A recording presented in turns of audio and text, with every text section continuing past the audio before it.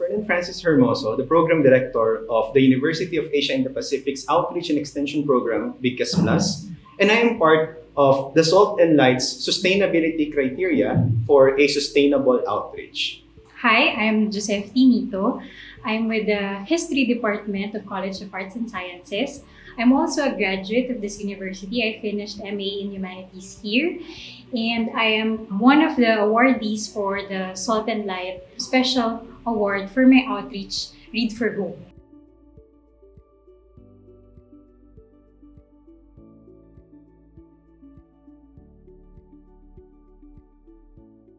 So what is SNL? Okay. SNL or Salt and Light is basically the personal outreach and extension initiated by members of UA&P's staff, faculty, students, and alumni.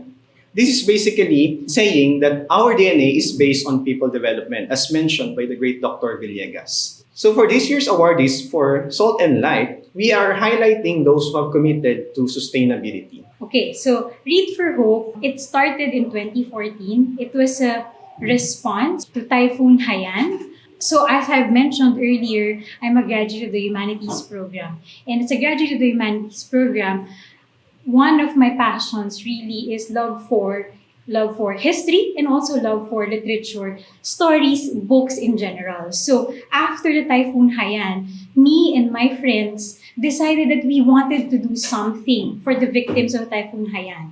And reading upon it, we saw that stories, books can also help in the trauma of typhoon victims. So a few months after the Typhoon Haiyan, we started book drives, and then we also got in touch with a few people who can design a book cart, a library book cart for us. So we had it all shipped to Samar, and then so we set up a library there for the kids. We also did storytelling, and then we also brought school supplies for them. So that was 2014. That was the first project of Read for Hope. And we've been doing this since 2014 all the way to actually up until this year. So for many years, we were in the Samar areas, and then recently we've been moving to helping out in Luzon. But really, it's to spread love for reading, helping out, setting up libraries for out-of-grid or marginal communities. I think as I mentioned earlier, it's really the belief that stories and books can help people, can help communities. It's also seeing books in the hands of kids who don't normally have libraries in their communities.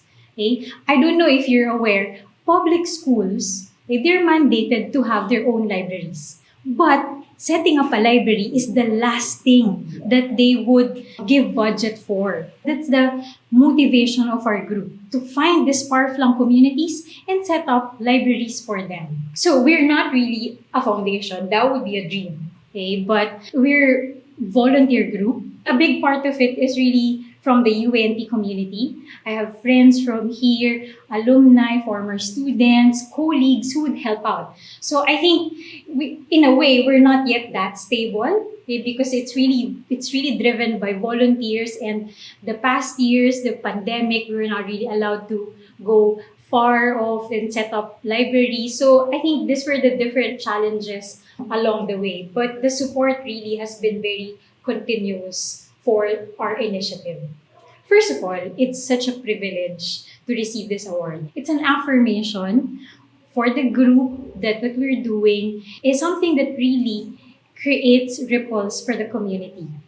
And so being an awardee, as I mentioned, it's an affirmation, but at the same time, it's also a sense of responsibility that we really have to, we should continue doing projects like this. Okay? Honestly, when I started Read for Hope, people were saying, Samar, Typhoon Haiyan, victims, tapos nagdadala kayo ng books. They don't need that.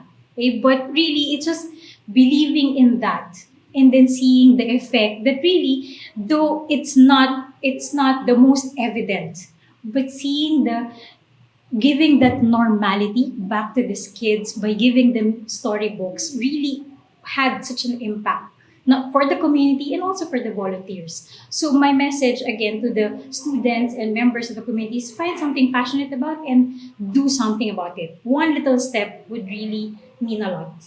So to our dear colleagues in the university, I am encouraging you to take on the challenge of starting and sustaining a program of your own with respect to outreach and extension. Remember, outreach and extension should be part of who we are, of our identity as a university, and not because of the awards or the incentives. This is who we are, this is part of our DNA, and I challenge you to partake in our university outreach and extension programs.